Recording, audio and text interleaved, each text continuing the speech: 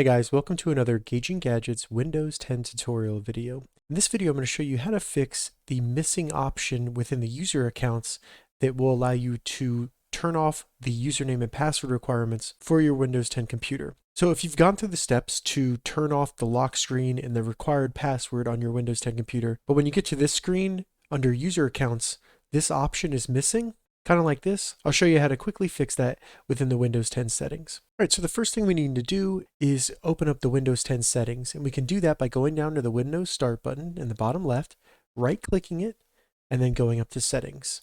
Once the settings load, find Accounts and go ahead and select that. And then when Accounts load, go into the left sidebar and select Sign In Options.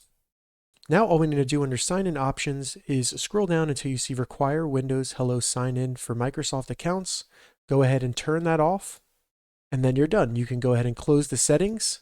Now close User Accounts, and then we go down to the Start button again and search netplwiz to open up user accounts again. We can see that we now have the option to uncheck users must enter a username and password to use this computer.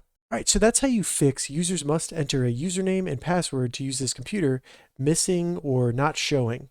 If you have any questions about this, leave a comment below. I'll get back to you as soon as I can. If you'd like to see more Windows 10 tutorial videos, check the links in the description.